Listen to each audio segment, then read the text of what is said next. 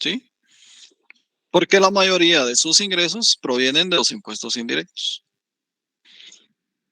Esto lo que quiere decir es que proporcionalmente nosotros, ¿sí? O las personas de menores ingresos pagan una mayor proporción en impuestos, ¿verdad?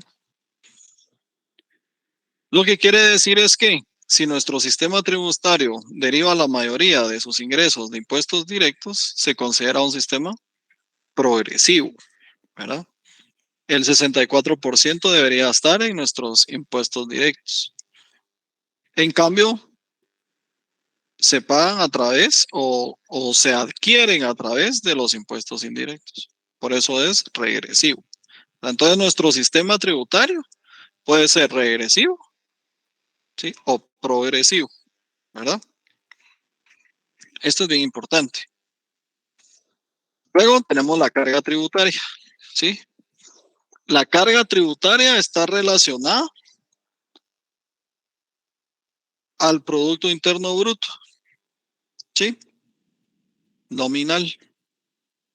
Lo que quiere decir es que cuánto, ¿sí? De ingresos tributarios, ¿verdad? El Estado recauda de acuerdo a lo producido en bienes y servicios. De hecho, es bien importante porque esta carga tributaria que lo representa a través de nuestros ingresos tributarios corresponden también, más adelante lo vamos a ver, al porcentaje recibido para la Universidad de San Carlos, ¿sí? Que es del 5%, pero lo obtienen a través de los ingresos tributarios, ¿verdad? Entonces, ese nivel de impuesto, ¿sí? Que un país o que nuestro país, ¿sí? Al que les estamos otorgando ese ingreso a ellos, lo vamos a representar a través de un porcentaje, ¿sí? En relación al PIB nominal. Y va a ser una fracción del ingreso que nosotros como personas le damos al Estado en sentido de ingreso, ¿verdad?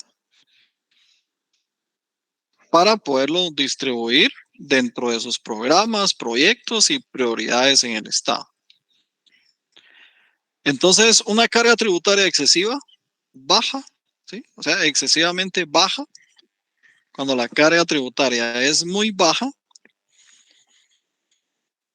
el gobierno lo que va a tener son problemas para ejecutar esos proyectos, programas, ¿verdad? Y finalizar las prioridades que tengan a través del gobierno. Entonces limitan, dice aquí, ¿verdad? La habilidad del gobierno. Quiere decir que puede ser un gobierno ineficaz.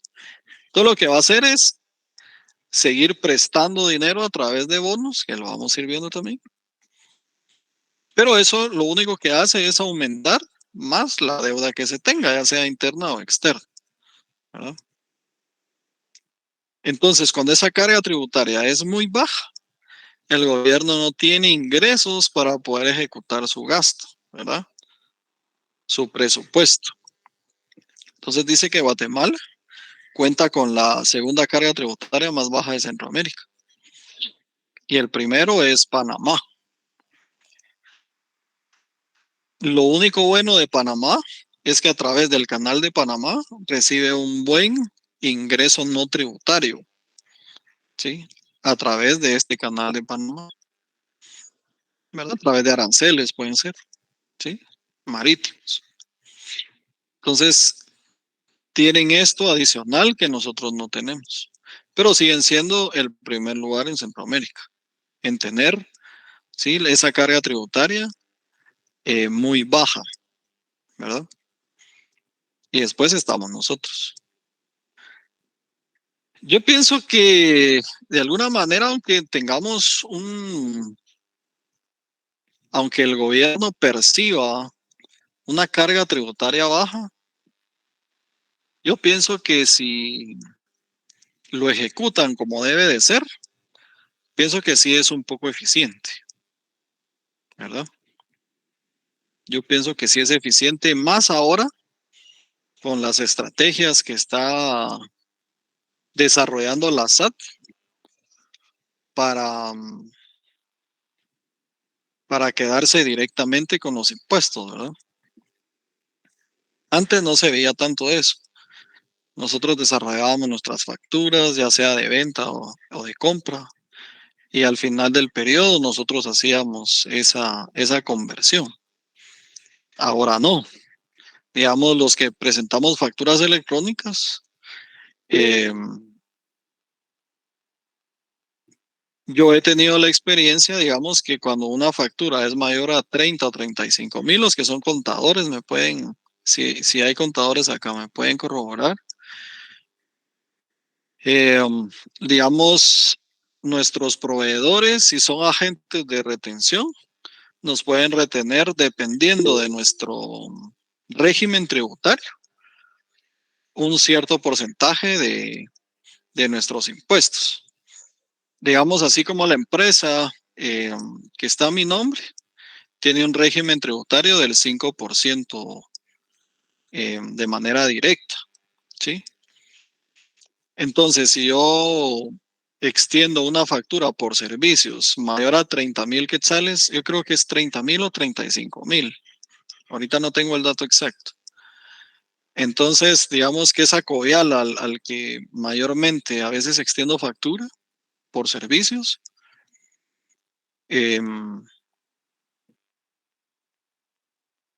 Covial es un agente retenedor. Entonces, del total de mi factura, sí me retienen ese porcentaje de manera directa. Sí, entonces yo recibo líquido el total de la factura menos los impuestos con que ellos se quedaron. Entonces yo vuelvo dinero a esos impuestos cuando recibo mis retenciones, ¿verdad?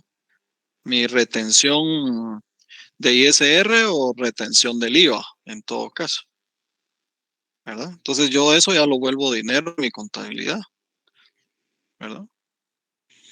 Para IVA crédito, para eso me serviría. Sin embargo, como estoy en retención definitiva, ¿verdad? Del 5% directo, eh, tengo que aplicar todavía un 7% adicional a lo que ellos me quitan para completar el tema del ISR, ¿verdad? Ahora el IVA, si yo traigo un IVA crédito, pues yo no tengo ningún inconveniente. Pago únicamente el porcentaje que se queda el agente retenedor, ¿verdad? No sé si alguien es contador, me pueda corroborar la información nada más. Eso es lo que me ha sucedido a mí, ¿verdad? Muy bien. Buenas tardes, Lick. Nuevamente yo no soy contador, Ah, pero sí quiero hacer dos comentarios de lo que he hablado. Primero es el dígame. 5% que supuestamente el gobierno le tiene que pasar a la universidad, que por muchos años las autoridades universitarias dicen que el 5% no se los dan completo. Ese es el primer tema.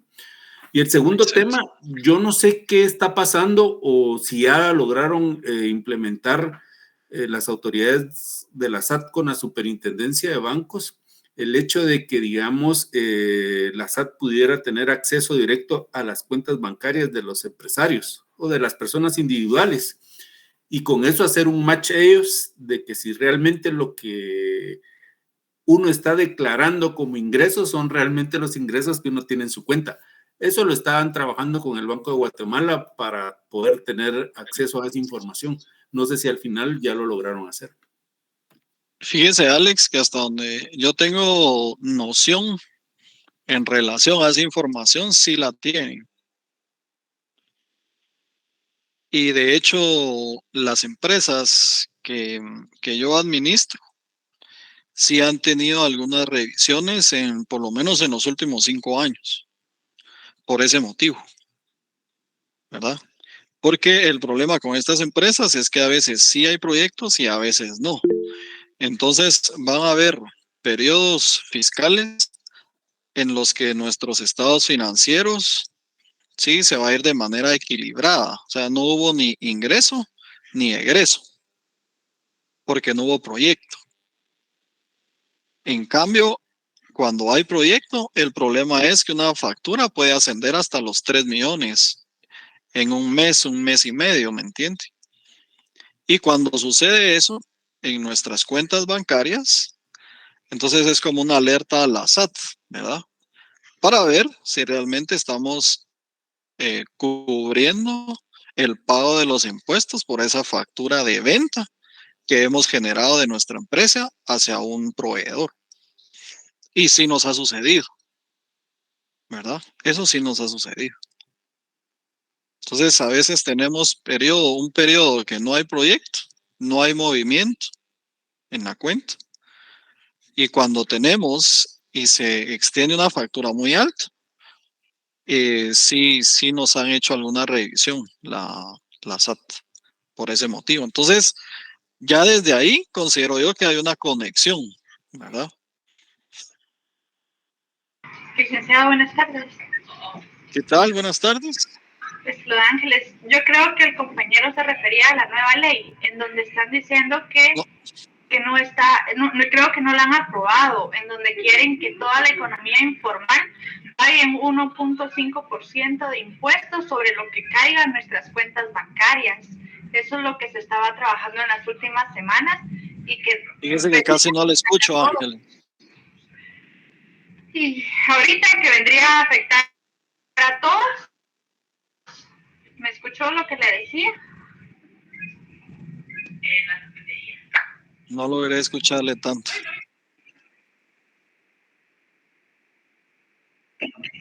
Deme un momento, 20 segundos. No, yo sí me refería específicamente a lo que usted dice, de que la SAT sí tiene acceso a las cuentas de las empresas y de las personas comunes a través de la superintendencia de bancos para poder ver eso de si los ingresos cuadran o no. Lo que ella está hablando es algo que no estoy enterado realmente, pero sí está bueno que quieran intervenir con la economía informal, porque realmente ellos nunca han pagado impuestos, ¿verdad? Ahora sí me escucha, licenciado. Ahorita más o menos. Okay. Es que le comentaba que en las últimas semanas se quiere aprobar una ley en donde todos los depósitos que nosotros recibamos a nuestras cuentas y no sea cuestión de salario, se va a retener un 1.5%, independientemente de lo que sea, que a usted le trasladen su gasto, que sea una remesa, ¿verdad? Pero yo pienso que debería de existir un límite sobre esos depósitos, porque lo que quieren, digamos que controlar son a los ganaderos, a los agricultores, que a la larga pues no facturan mayor cosa, pero lo quieren hacer, por ejemplo, si la del mercado recibe cierta cantidad, sobre esa cantidad se le va a retener y va a ser su impuesto, y era lo que se estaba peleando que no se aprobara. Yo hasta donde sé, pues no se ha aprobado la ley, pero ya estaba en conocimiento. El 1.5% de acuerdo al nivel de depósitos que uno pueda tener en su cuenta, a cualquier tipo de persona. Lo que quieren hacer seguramente es que usted tenga como persona individual un régimen establecido ante la SAT, ¿verdad? Entonces usted recibe un salario o, o por trabajos extras, por dar clases a veces extracurriculares o algo, todo el dinero que ingrese que tenga un porcentaje en carga tributaria, digamos. Así es, eso es lo que buscan. Sí, por eso les digo que entonces esa conexión entre la Superintendencia de Bancos y la SAT sí existe, definitivamente, ¿verdad? Eso sí existe. Por eso es importante cuidando el tema de las cuentas en relación al excesivo ingreso, digamos, ¿verdad?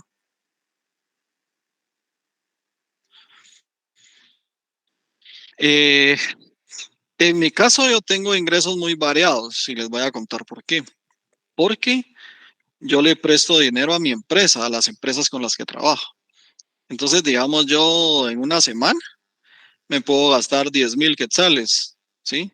En muchas cosas, en bienes y servicios para la empresa, ¿verdad?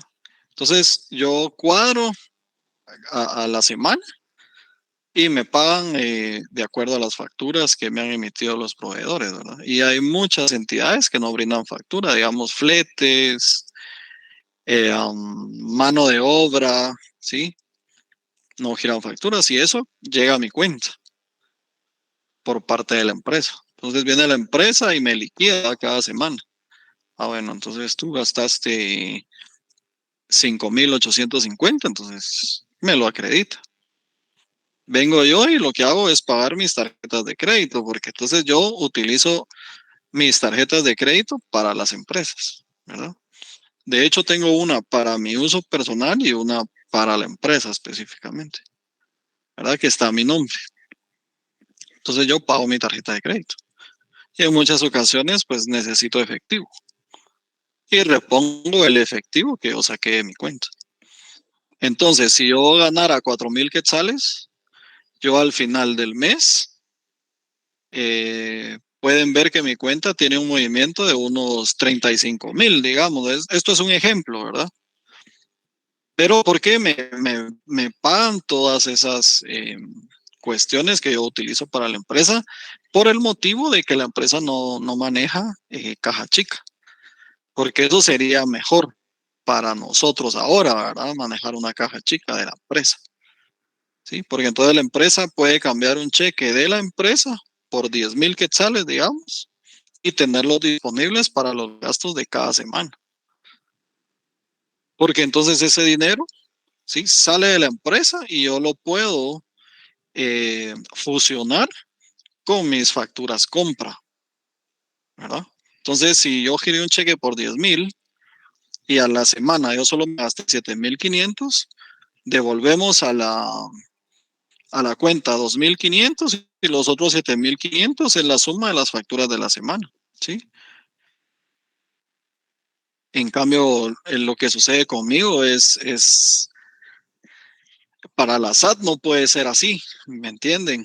Porque entonces yo recibo un montón de sueldo y no tengo cómo justificarlo, según ellos, ¿verdad? Yo puedo presentar, mire, estas facturas sí, pero no las giro a su nombre, ¿verdad? Y usted hizo gastos bastante altos. Mire, mandó esta encomienda y le cobraron 1,500. O compró pintura y gastó en 3 cubetas 4,500, digamos, ¿no? Y lo hizo usted como persona, pero la factura no salió a su nombre. Que es otro tema que están ahorita por aprobar para que exista un límite también de los consumidores finales. No sé si han escuchado eso un poco, que me parece que ahora si es menor a, no sé, a 150 o 1,500, no tengo la relación exacta. Si es mayor a esa cantidad, usted tiene la obligación de dar un número de NIT para poder hacer una compra de un suministro, de un servicio. Si es menor a esa cierta cantidad, usted lo puede sacar con consumidor final, ¿verdad? Pero es para eso mismo. Gracias por sus intervenciones, ¿oyeron? Muy, muy acertado para lo que estamos viendo. Entonces, esta es la carga tributaria en Guatemala en relación a Centroamérica, ¿verdad? Entonces, nosotros estamos acá, ¿sí? Que es más o menos este porcentaje en relación al PIB, para que se recuerde, ¿sí? Luego está Panamá, que está por debajo de nosotros. Luego está Costa Rica, Nicaragua, Honduras y El Salvador, ¿verdad? Y estas han sido las fluctuaciones, ¿verdad? De lo recaudado, ¿sí? Lo que quiere decir es que a veces, cada vez o cada año, queremos pagar menos, ¿verdad? Impuestos, porque estos se vuelven en ingresos para el presupuesto de gobierno, los cuales pues no son eficientes a la hora de aplicar sus programas, ¿verdad? Y proyectos. Luego, por ser presupuesto y tener ingresos y egresos, al final de un periodo determinado, podemos tener ganancia o pérdida, ¿verdad? Acá el término adecuado y técnico es déficit o superávit, ¿verdad? Y cuando son iguales los ingresos y los gastos, vamos a tener un equilibrio. ¿Sí? Pero esto, como lo dice aquí, es muy raro. Pero se recuerdan ustedes que yo les enseñé un estado financiero de una empresa real, de la entidad privada, y como no obtuvo proyecto durante ese periodo de tiempo, sí, no obtuvo ni ingresos ni egresos. Entonces, si se dieron cuenta, el estado de resultados, que es el que muestra los ingresos y egresos, estaba en valor cero, o sea, no tenía ningún valor. Podemos decir que eso es un presupuesto equilibrado. ¿Sí? No hubo ingresos y tampoco egresos. Cuando el gobierno, ¿sí?, tiene mayores ingresos que gastos, entonces va a existir un superávit presupuestal.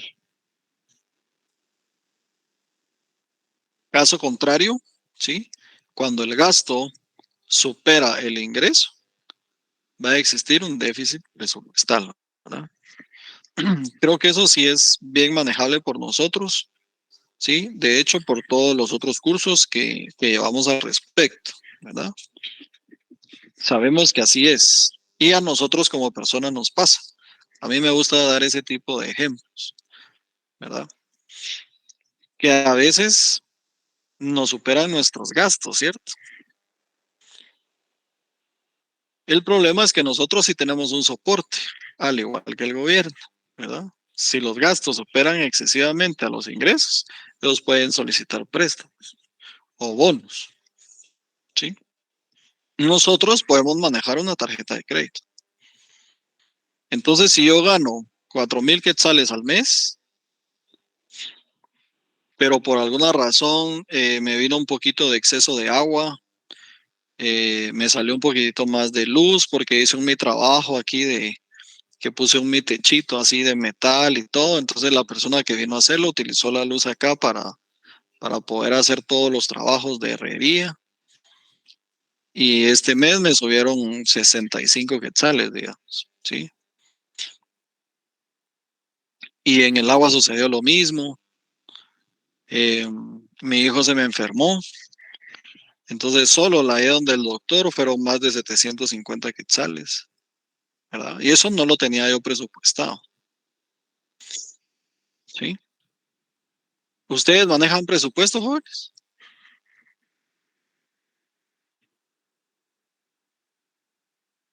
Yo sí, licenciada. Sí, Pero así, así real, o sea, apuntan lo que se va a gastar, así tal cual, o, o dicen lo que me pagan esta quincena, la primer quincena del mes yo lo tomo para ciertos gastos y la segunda quincena del mes lo tomo para otros gastos.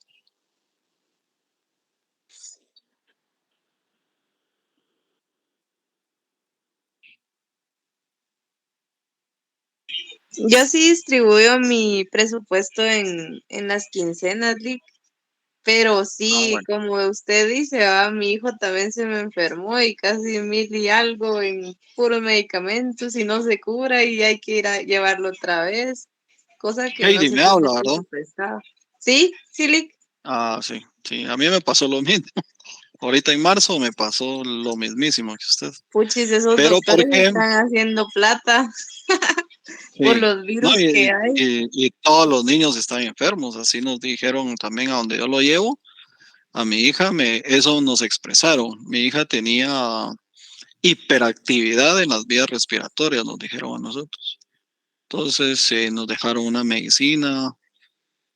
Entonces fueron 300 quetzales de la consulta. Pero en diciembre que quisimos ponerle la vacuna de la influenza, no se la quisieron poner porque sí iba un poco enferma mi hija en ese momento. Entonces ahorita que la llevamos se la pusieron.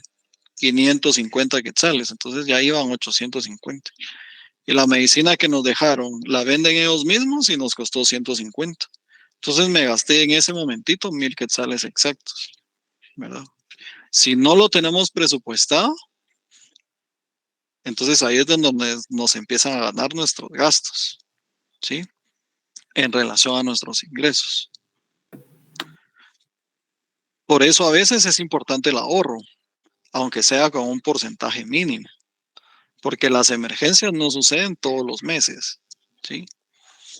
Yo no ahorro, se los he expresado muchas veces a ustedes, ¿sí? Soy muy, muy poco para ahorrar.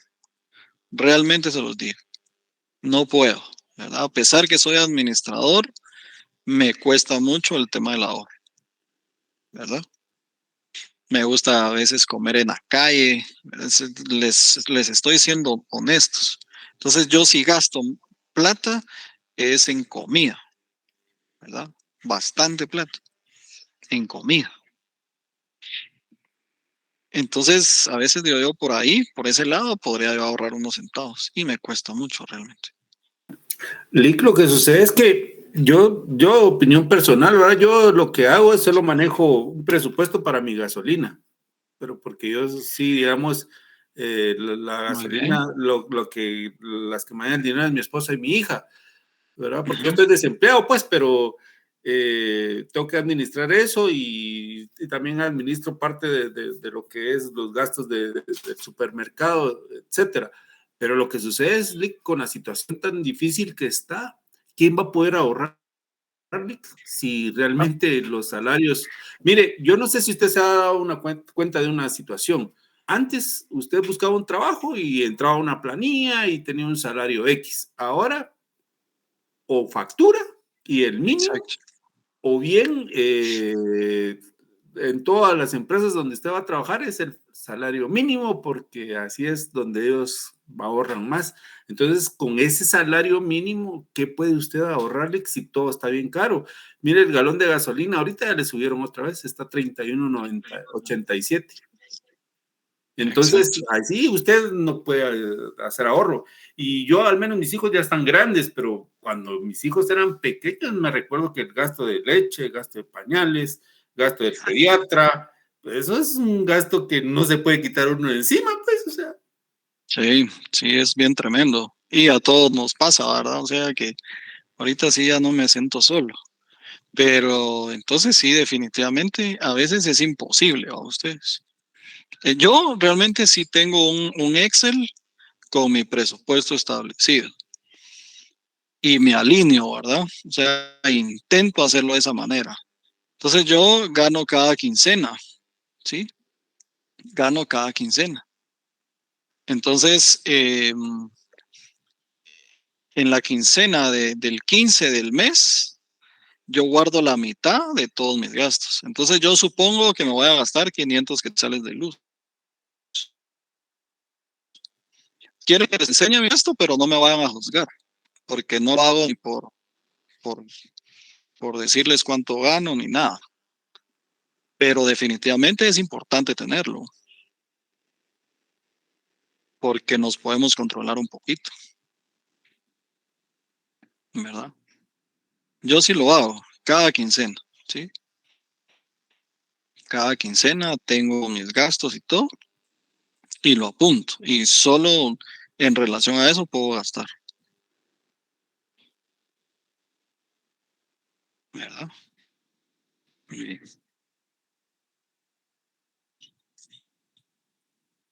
Entonces tenemos el resultado de un ejercicio fiscal en Guatemala entre el 2016 y el 2021, ¿verdad? Entonces nos indica que Guatemala siempre ha experimentado un déficit presupuestal dentro de ese periodo de tiempo específicamente, ¿sí?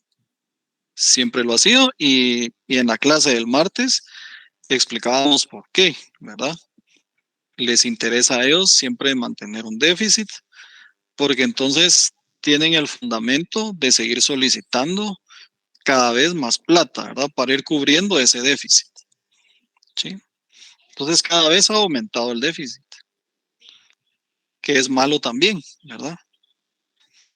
Que es malo también porque lo que hace únicamente es acrecentar nuestra deuda, ¿verdad? Entonces puede ser expresado en dinero o en porcentaje en relación al PIB, ¿sí? Entonces para cubrir los gastos, este gobierno tiene que pedir prestado dinero al público a través de la emisión de bonos, ¿sí? Entonces pueden ser nacionales o extranjeros, ¿verdad? Entonces, por eso tenemos una deuda pública nacional y una deuda eh, en el exterior, ¿verdad? O la deuda externa. Entonces, esta deuda pública bruta dice que consiste del valor total de bonos que el gobierno emite para sufragar esos gastos, ¿sí? En cada ejercicio fiscal. Es decir, el acumulado del déficit presupuestal de los años anteriores, ¿verdad? Entonces, ¿qué quiere decir esto? De acuerdo a esa expresión, yo pienso y digo que si acá hubo 1.1 y acá 1.4, en el 2017 ya no es un déficit de 1.4, sino que de 2.5. Y en el 2018 ya no es de 2.5, sino que es de 4.4. ¿Sí? Y así sucesivamente, ¿verdad? La deuda pública neta consiste en el total de los bonos en manos del público general, instituciones bancarias, entidades en el exterior, ¿verdad? Entonces existe un diferencial entre la deuda pública bruta y la neta, ¿verdad?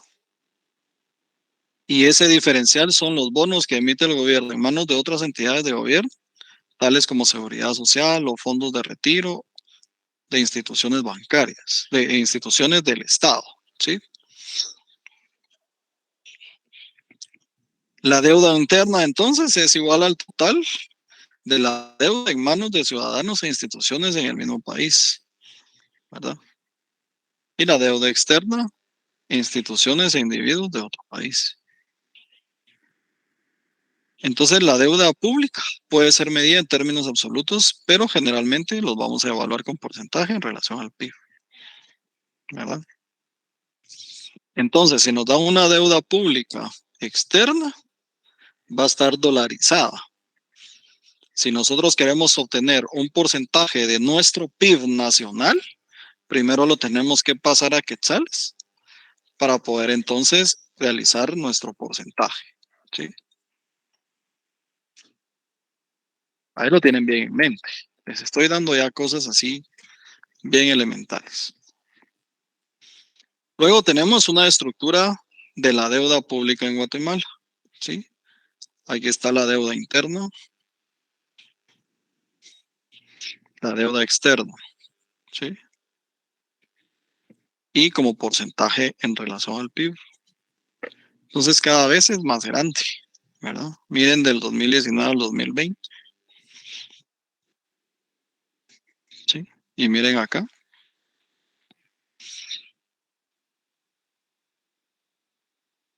Es por eso mismo, ¿verdad? Que el gobierno ha sido ineficiente. Genera muchos más gastos que ingresos, ¿verdad? Y eso lo notamos, ¿se dieron cuenta? Porque nosotros los ciudadanos cada vez queremos pagar menos, para que no se vuelva un ingreso para el Estado, ¿verdad? Y eso acrecenta pues, la deuda, ¿no? Entonces el presupuesto puede ser real, estructural o cíclico. El real registra gastos, ingresos, ¿sí? Y déficit monetarios reales en un periodo determinado. Acá va a ser siempre un año. El estructural calcula, dice, lo que serían los ingresos, los gastos y los déficits gubernamentales si la economía estuviera operando en su producción potencial, ¿verdad? Entonces, de acuerdo a cómo se mueve el PIB potencial, se tendría que calcular ese presupuesto estructural. El cíclico es la diferencia entre el real y el estructural, ¿sí? Entonces mide ese efecto, ¿verdad? Económico sobre el presupuesto, ¿sí? E incorpora, dice, el efecto del ciclo en los ingresos, gastos y déficit, ¿verdad? Entonces ese movimiento del PIB potencial en relación al PIB nominal, ¿sí? Fuera estructurado, ¿verdad? Si los ingresos y gastos y déficit fuera de acuerdo a ese movimiento potencial. Pero como existe un real, ¿verdad? Por eso es que tenemos el cíclico, que estudia o ve la diferencia entre ambos. Entonces hay efectos de corto y largo plazo, de acuerdo al déficit. Ya vieron tan importante el déficit, ¿verdad? Porque como casi siempre estamos en déficit, ¿sí? Ya hasta tiene sus efectos. O sea, nunca podemos eliminar el déficit del presupuesto, entonces, ¿verdad? Eso es lo que quieren decir. Entonces mejor empezamos a estudiar qué efectos va a tener, porque igual vamos a tener déficit, ¿verdad? Entonces, en corto plazo, ¿sí? Cuando se adquiere un déficit presupuestario, es valioso para corregir o minimizar los efectos negativos de una producción nacional por debajo del PIB potencial. Entonces, de acuerdo a la estructura cíclica. Lo que quiere decir, ¿sí? En las etapas de contracción, recesión y valle del ciclo económico, ¿sí? Que exista un aumento del consumo y el gasto gubernamental, ¿verdad? Para que esto incentive la demanda, ¿sí? ¿Y cómo hacemos eso? Reduciendo la tasa de interés, ¿se recuerdan? Entonces yo empiezo a invertir más, ¿sí? A ahorrar más. ¿Verdad? Entonces empiezo a consumir, porque hay un panorama que me lo permite, ¿verdad? Y a largo plazo, mantener altos niveles de déficit, ¿sí? Lo que hace es aumentar la deuda, ¿verdad? Y esto es, por supuesto, un dato negativo a la economía. Entonces dice acá que conforme la deuda pública aumenta, una proporción cada vez mayor del presupuesto, ¿sí? Esta proporción del presupuesto se destina cada vez más al servicio de la deuda. Entonces esto lo único que hace es limitar la capacidad para reponer ese dinero, ¿verdad? Porque se está yendo toda la deuda, ¿verdad? Entonces nuestro presupuesto sigue siendo, como siempre, ineficiente, ¿verdad? Nunca va a alcanzar.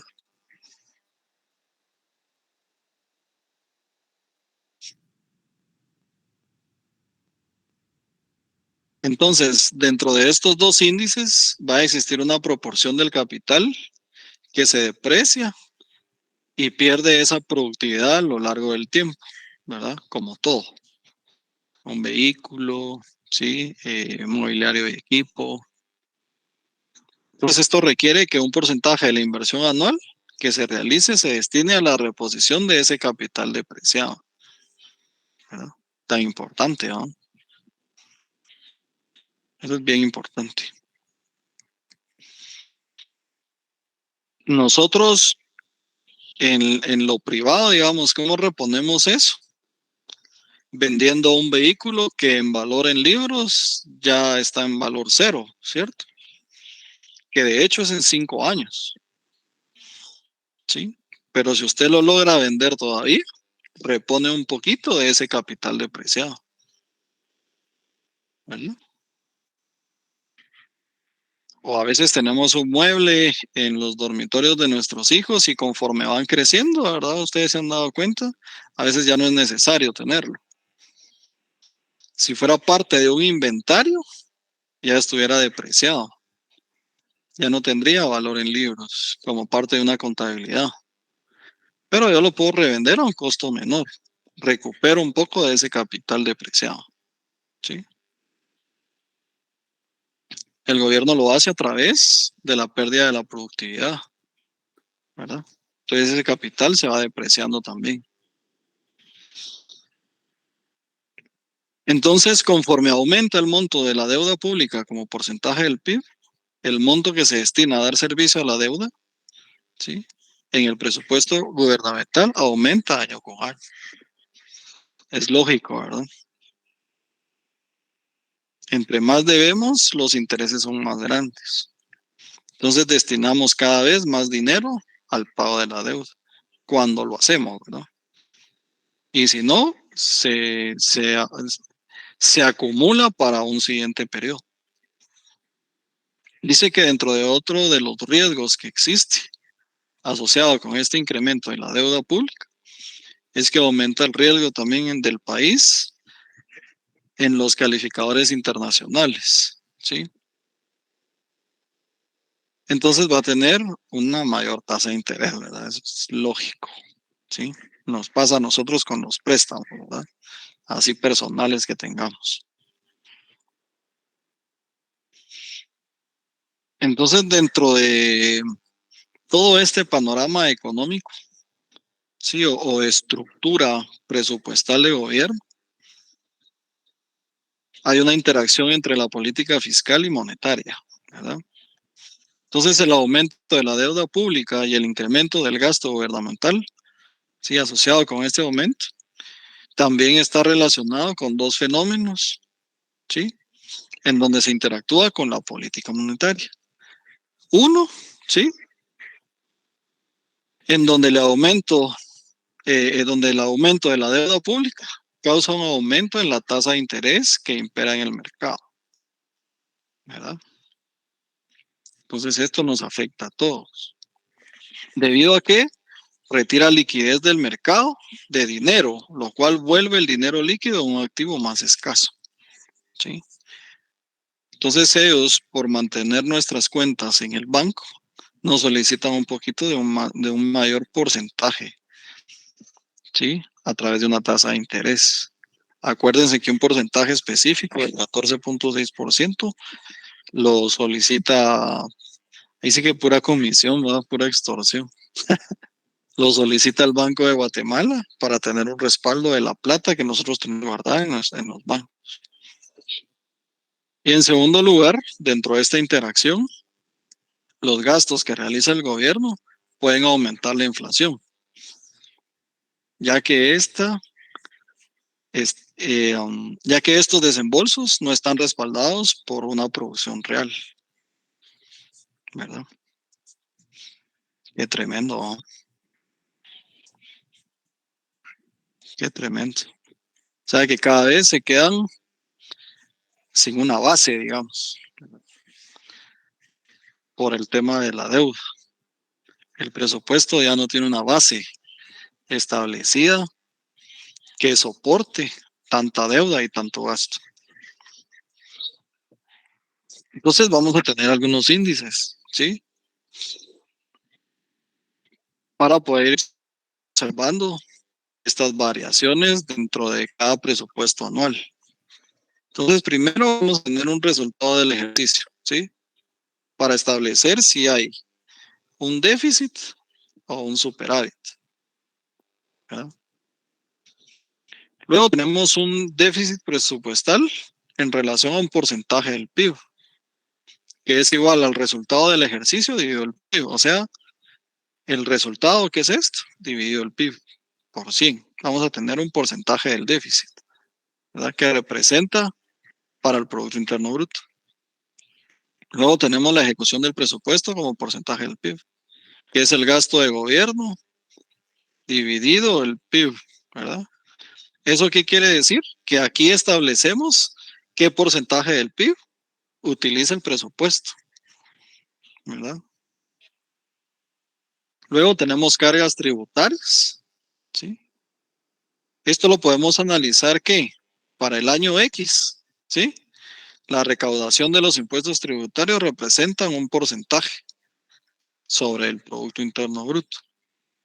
Veíamos que cada vez es menor, ¿sí? Lo veíamos en la gráfica.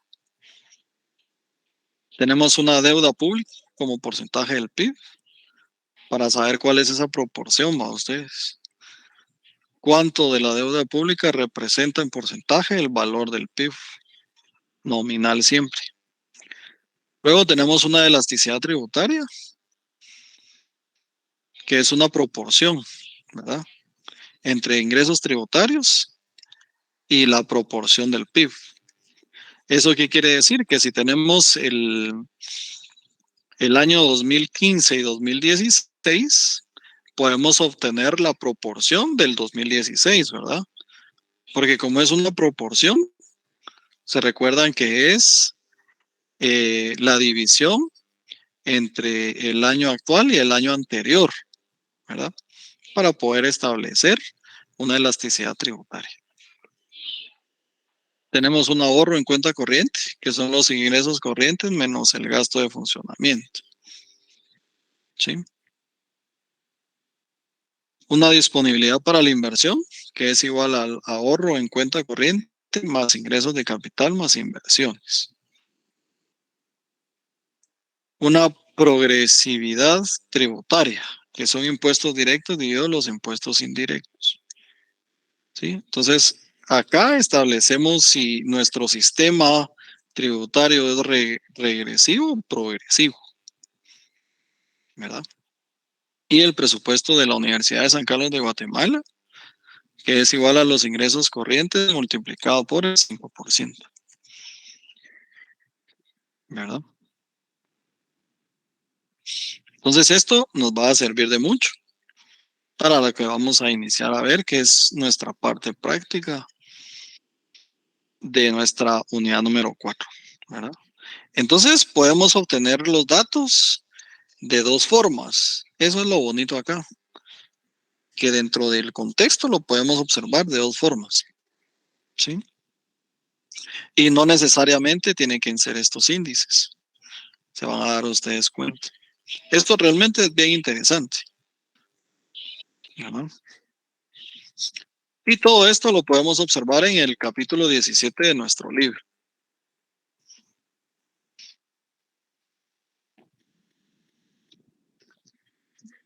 No sé si tienen alguna duda hasta aquí ahorita.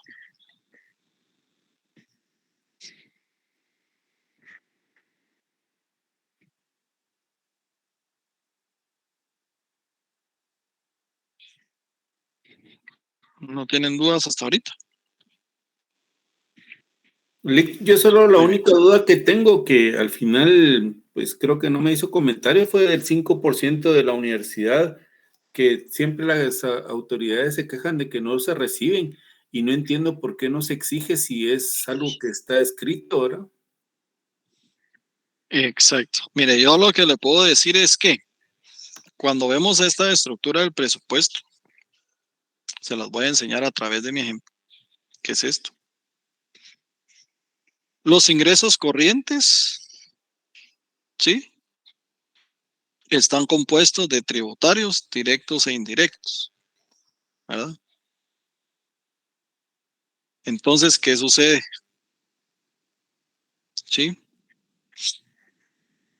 Que si el presupuesto de la universidad está en relación al tributario, ¿sí? Lo más seguro es que les otorguen ese 5% de los indirectos, que es el mayor porcentaje siempre, ¿verdad? Es que tenemos ese sistema de estructura de impuestos de regresión, porque los indirectos, ¿sí? Cubren el mayor porcentaje de ese recaudo. Entonces yo estoy seguro que no lo reciben completo porque no les deben de tomar en cuenta estos impuestos directos, ¿verdad? Que en muchas ocasiones se destinan para otras cosas. Por eso nunca llega ese presupuesto del 5% real a la universidad. De hecho, acá yo se los había puesto como corrientes, ¿sí? Y debe ser tributario, ¿sí? Son ingresos tributarios, ¿sí? Yo se los puse corrientes porque, si se dan cuenta, esos impuestos corrientes incluyen los no tributarios, ¿sí? Pero a ellos les dan la base de los tributarios. Y si ni siquiera así llegan, es porque se los dan a través, ¿sí? De los impuestos indirectos, ¿verdad? Es lo que puedo decir del por qué es que se quejan muchas veces de esto. Por un lado y por el otro, que la universidad necesita ese 5% para poder operar, ¿sí? A partir de ahorita en adelante, ¿sí? Todo el 2023. Pero muchas veces esa recaudación se va haciendo durante el año, ¿sí? Yo pienso que eso también es importante. Yo sé que les pueden ir dando en proporción al recaudo mes a mes, ¿verdad?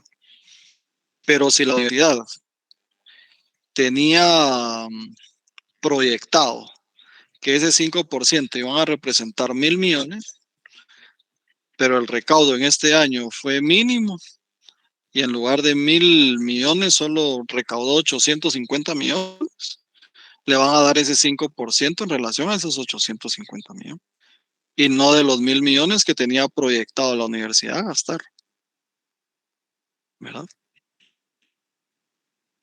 Es por ese motivo también que los docentes para este año 2023 no recibieron un aumento de 500 quetzales al mes que habían presupuestado a la universidad, ¿verdad? Ya está aprobado, iniciaron los temas con el rector Murphy Pai, se fue, hubo alguien ahí en funciones, le dio seguimiento hasta que dijeron, por el momento no se va a poder, ¿verdad?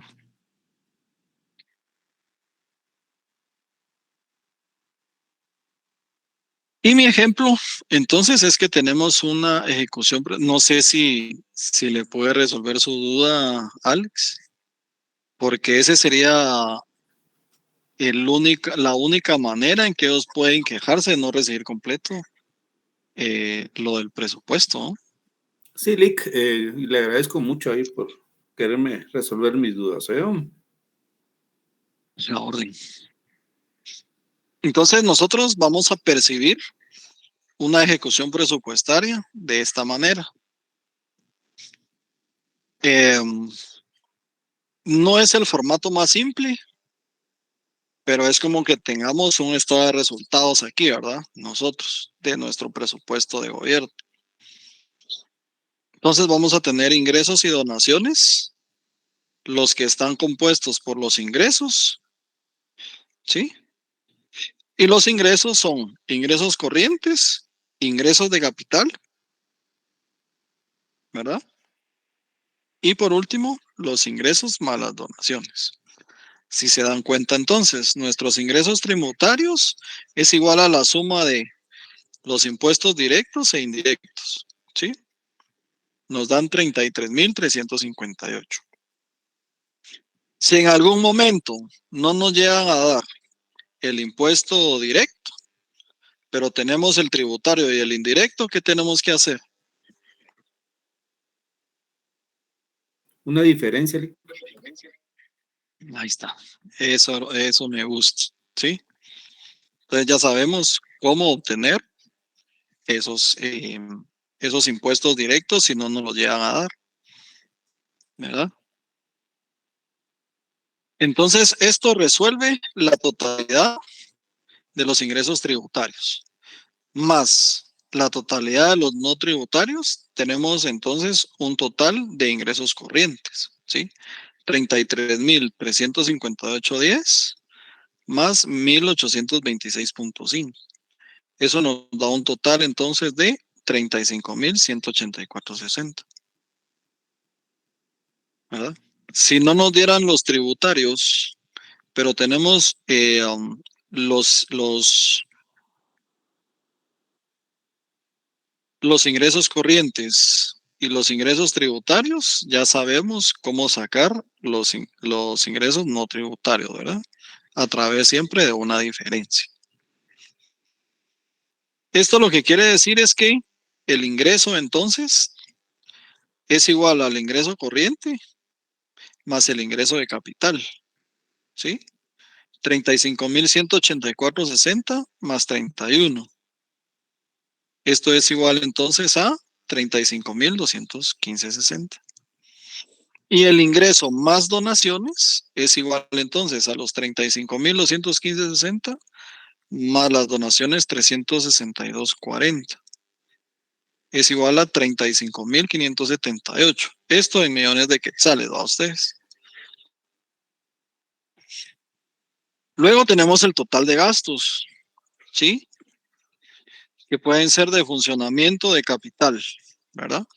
Si no nos dieran el de capital, pero tenemos el total de gastos y el de funcionamiento, hacemos una diferencia y obtenemos nuestro dato, ¿cierto? Entonces, podemos ir observando si tenemos un déficit o un superávit. Si es negativo, entonces vamos a tener un déficit. Si fuera positivo, un superávit de esta estructura presupuestaria, ¿verdad? Entonces podemos ir haciendo indicadores, ¿verdad? Adicional nos da aquí el PIB nominal del año 1. Aquí está año 1 y año 2, ¿verdad? Nos dan el PIB nominal del año 1. ¿Sí? 295.871.50. ¿Cuál es el resultado del ejercicio? Ingresos menos egresos. ¿Dónde los vemos aquí? Ingresos menos egresos. 35.578 menos 40.355.40 menos 4.777.50. ¿Sí? ¿Cuál sería el déficit? ¿Sí? Porcentual en relación al PIB es igual a resultado del ejercicio dividido el PIB nominal por 100. 4.777.50 dividido 295.871.5. Esto es igual, ¿sí?, a menos 1.61. Eso sería nuestro déficit presupuestal en porcentaje en relación al PIB. Luego tenemos la ejecución del presupuesto como porcentaje del PIB, que sería el gasto de gobierno dividido PIB por 100, ¿sí? ¿Cuál sería el gasto de gobierno? Los 40.355.40. ¿Sí? Hagamos la división.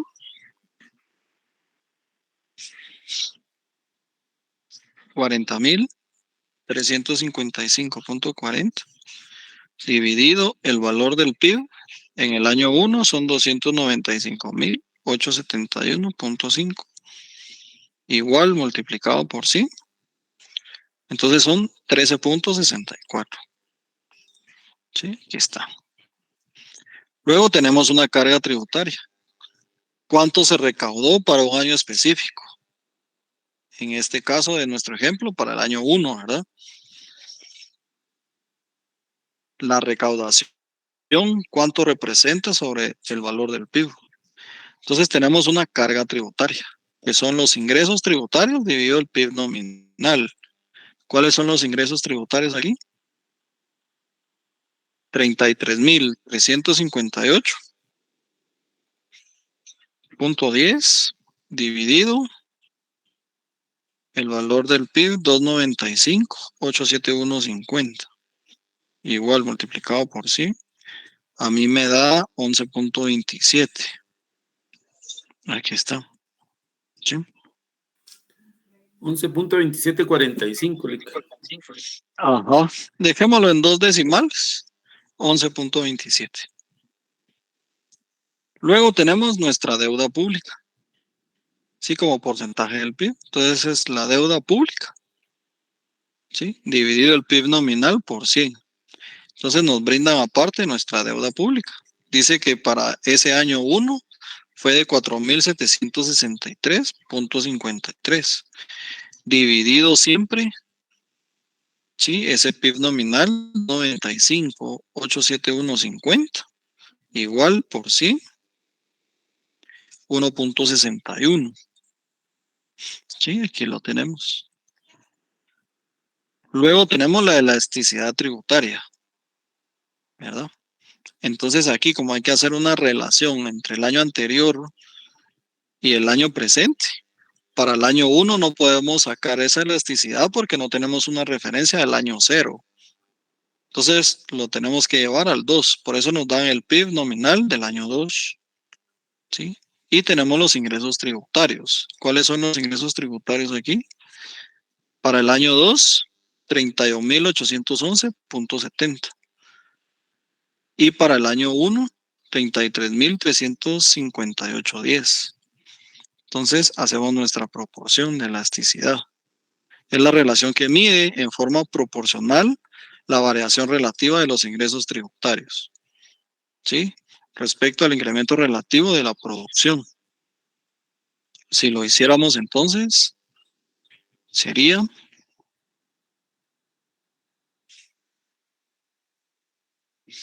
31,811,70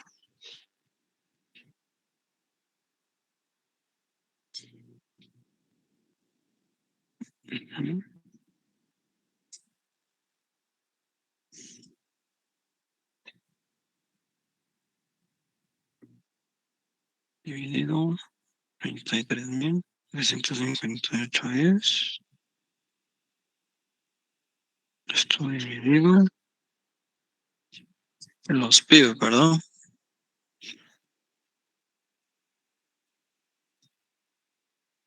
$307,096,6 y lo dividimos año 1, 295, 871,50.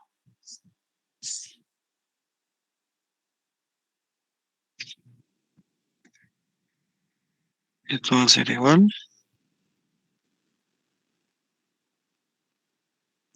a menos 1,13, ¿verdad? Entonces, este indicador sale de 31,000, ¿sí? El tributario, ¿verdad? Ingresos tributarios, 811,70 menos 33,358,10, ¿sí?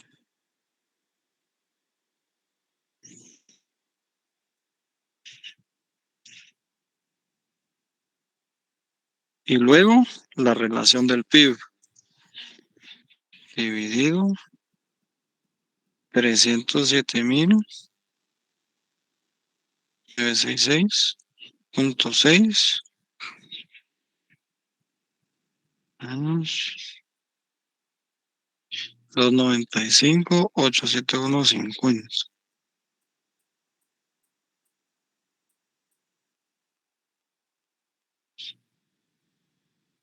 Igual.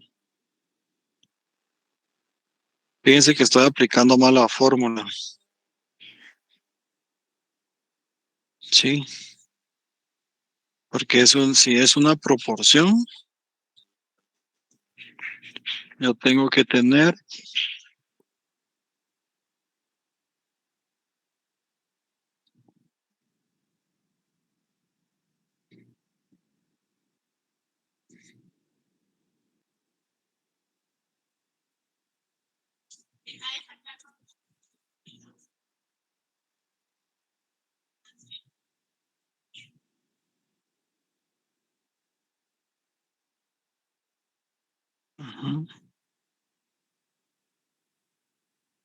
Dame un segundo. Es que tengo duda porque no me dio 1,13.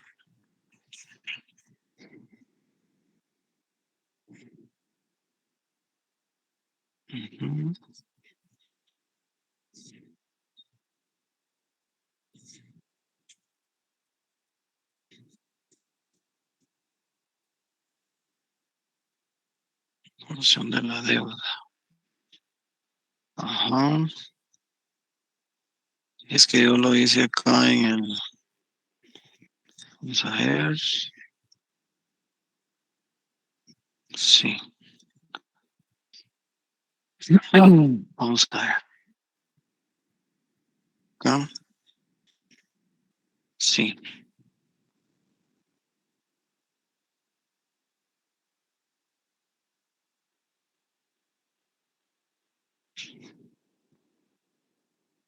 Ajá. Ah, ya. Eso me faltó. Ya. Sí, lo estaba haciendo bien. Y H. Ujú. Sí. Disculpen ustedes, ¿oyeron? Acá, ¿sí? Es la proporción entre el año 2 y el 1 que corresponden a nuestros impuestos tributarios, ¿sí? Por eso fue que no me salió. 31,811,70 menos 358.10. Esto lo multiplicamos por 100, igual menos 100. ¿Sí?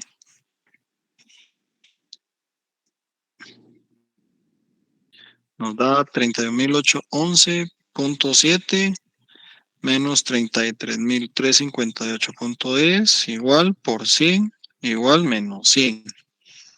¿Verdad? Si se pueden apuntar por ahí, 154.740. Vamos a ver.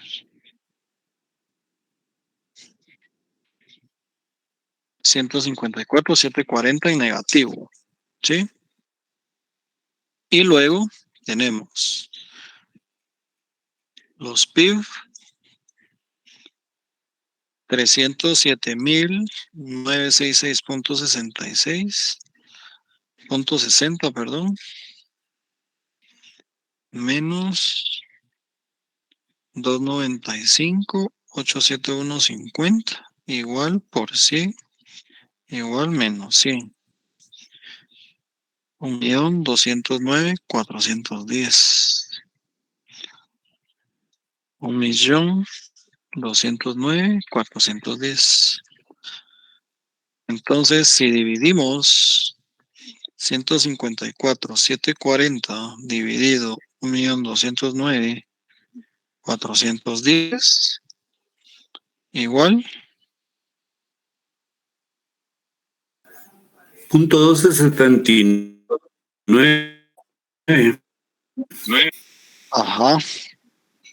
Sí, no. Entonces Pero el es cálculo negativo, aquí, ¿vale? Porque si es que eso no había salido, es siempre negativo. Así es, siempre negativo. Solo lo vamos a tener que corroborar acá. Sí. Es 0.12, ¿qué me dijo? 79.46. 0.12. Así es. Perfecto. Sí, hoy sí está correcto. Es que eso me daba, pero como tenía este dato acá, el error lo tenía yo aquí. Y por último, tenemos el presupuesto de la Universidad de San Carlos, ¿verdad? Que es el 5% de los ingresos tributarios. ¿Sí? Entonces nos vamos para acá. Tenemos para el año 1, que es el que estamos realizando, serían 33.358 días por 0.05. Es igual a 1.667.91. ¿Verdad? Aquí está. ¿Sí? Presupuesto de la universidad. Tenemos ahorro en cuenta corriente, que es igual a los ingresos corrientes, menos el gasto de funcionamiento. ¿Sí? Ingresos corrientes, 35.184.6 menos los gastos de funcionamiento, 27.134.4, 8.050.20. Luego tenemos la disponibilidad para la inversión, que es igual al ahorro en cuenta corriente, más ingresos de capital, más donaciones, ¿sí? Ahorro en cuenta corriente.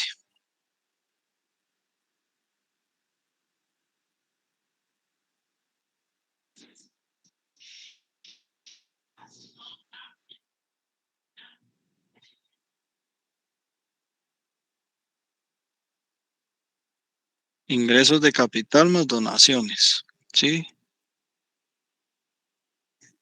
Entonces tenemos 31 más 362.40, ¿verdad?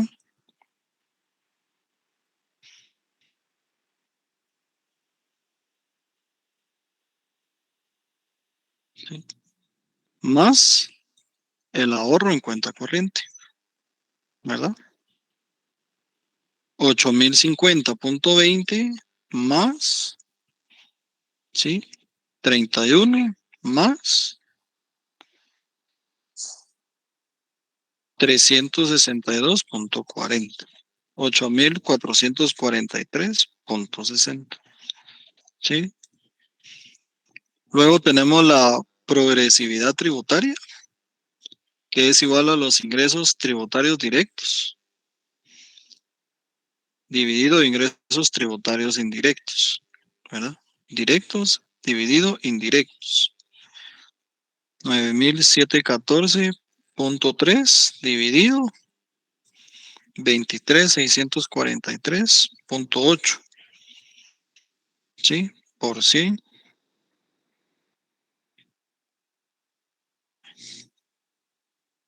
Sí, exacto. Entonces es del 0.41 o del 41.09%.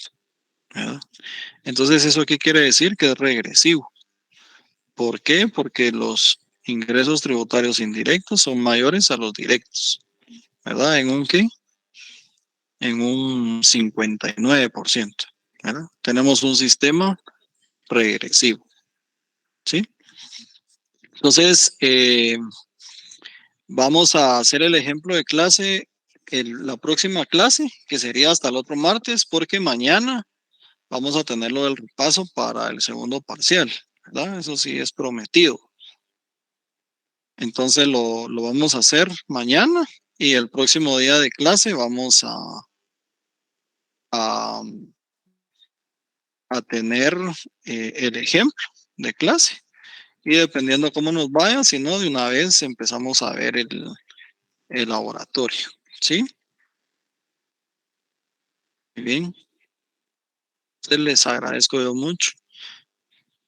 Sí, hombre, Ingrid, pero como no es del noveno semestre, vamos a tener clase hoy.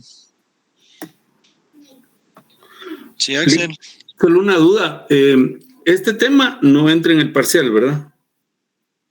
No, Axel. Gracias, Lick. Bueno. Muy bien, jóvenes. Entonces, que pasen una feliz noche. Les agradezco mucho por haber ingresado a la clase. Gracias, licenciada Sandra, por todo. Muy amable. Feliz noche a todos. Adiós. Mucho gusto, Axel. Éxitos a los que tienen examen.